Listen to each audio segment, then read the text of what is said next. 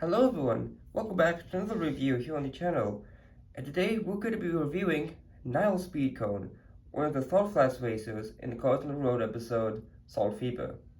And yeah, this is one of the most oddest cars released in the Cars diecast line because of its size and weird proportions. Isn't your typical piston cup racer you'd see out in the Motor Speedway of the South, or even the already World Grand Prix races, or even any Thunder Hollow race, the Thunder Hollow races we saw in Course 3. Now this is completely, how do you say this, it's so weird. It's long at the front, it's kind of like an anteater, and yeah, it's just weird. But anyways, yeah, we'll discuss all that when we review him, but I mentioned that he did appear in the Cars on the Road episode Soul Fever, and I believe he was actually one of the first that we saw, and which Barney Cones, the basically finish line. He's kind of like Dexter Hoover for the Salt Flats. He was pushing Nile and saying, "Watch out for the speed demon," and Nile just went zipping by him, and yeah, that was all we saw of him. He did appear a couple more times in the episode, but that was his major appearance in that episode. No, as for his releases, he was released in 2023 last year and quickly became one of the worst peg warmers out there alongside Mallory Carhart and Gilson Marshall, another fellow Soft Flats racer, and the Clowns. Those are basically the main Cars on the Road peg warmers. But fortunately, he didn't come back for 2024, saving him the ability to peg warm any more stores. But enough of all that, let's take a look at the diecast itself, shall we? As you can see, he has a very nice smile with those very small eyes. Yeah, I don't really like how small these eyes are. Nothing on the front of the hood. It's pretty much like green sea. But he does have these nice yellow stripes going across both sides, and mine has a little dust speck on there. What the heck is that?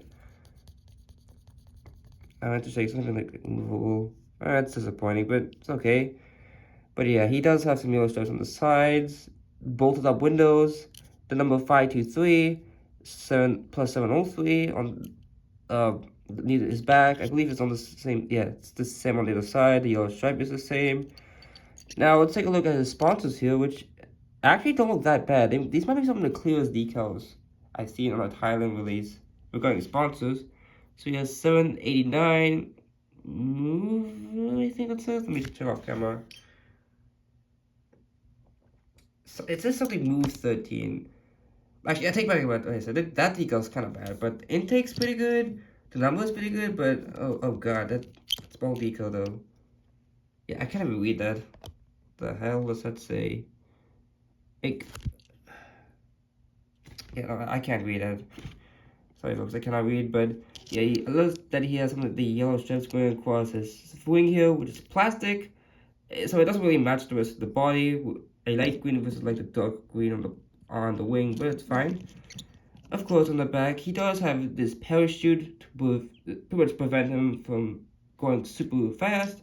And these are the exhaust pipes, I believe, where the flames will come out.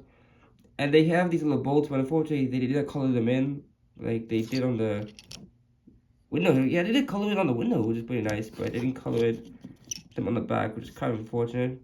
But that's okay. Here's the side. Yeah, so here's the base here. It's pretty much green. Copyright 2022 Mattel, so that's interesting. So it is a Pixar made in Thailand. And so yeah, that about does it for now here. Not much to talk about with him. He's a very small car, but he does remind me of another car that was released a while back. Zoom out slowly. And that is Peggy Liner. Yeah, she, if you all remember her, she was basically exclusive to the Soul Fever 9-pack with all these Soul Fever releases Emma made that were released in 2022, and she was pretty much the exclusive car. Now, I did review Peggy, so I'll leave the link for her in the description below if you're interested in checking that out. But yeah, she was actually one of the first cars that McQueen and Mato saw. It had a speaking line. Of course, Nile didn't speak, but Peggy sure did. It was basically like that. Imagine Mato standing over there, but yeah, she's quite long, like way longer than Nile. Yeah, like Nile doesn't even come. Nile only comes till like the second exhaust pipe, which is crazy to think about. Very similar models. I do have Peggy a lot more. She just has a lot more details. Like these exhaust pipes here. Like beautiful like dark red metallic to gold and dark red again. Oh my god, this looks amazing. They have different numbers, thankfully. More sponsors. Now these sponsors are all a little clearer. Not these ones, but these guys look a little clearer. Yeah, so yeah, the metallic bit isn't the best. It is flaking a little bit, but it's not a big deal. She does have an Australian flag, and of course the biggest difference is that unlike Nile here, Peggy actually has a completely white base, which isn't as egregious because you can't really see it on the top. But yeah, they didn't do it for Nile or Houston, who was released the same year, so I don't know why they did that, but yeah. So yeah, it was a comparison. They are actually releasing another one that's kind of in the middle, these two, called Brian Cranston, I believe his name is. So that's pretty cool. He'll be longer than Peggy, but quite short. No, sorry, he'll be longer than Nile, but quite shorter than Peggy. So yeah, that'll be pretty cool to see. And just for last and Googles, I just want to pull up McQueen just to see how Nile compares. Oh wow, he's quite small. Nile, yeah, I think Nile's even longer than McQueen. Interesting to note. Let's see this. Yeah, see this? Look at that. Yeah, Nile's slightly longer than McQueen, which is insane. But yeah, it's pretty cool. Pretty darn cool. And I also just want to show that Gemini and the Lacoste. Ooh, sorry for moving the camera though, guys. But yeah, I just wanted to show these two because they've kind of become like synonymous with the Soul Fever episodes since they were the first ones to be released in the color changes form, and then they got the die cast a couple months later. So yeah, it's pretty cool. They're all very unique from one another though, which I actually do like about the Soul Fever racers. They're all unique and not just one model. Unlike the Class 1 racers, even the Class 3 veterans, and the next gens. Reminds me of the World Grand Prix racers actually, which I do quite like them a lot. But yeah, that about does it for now. Thank you all so much for watching. Remember to leave a like, comment, and subscribe for more upcoming content. See you all next time.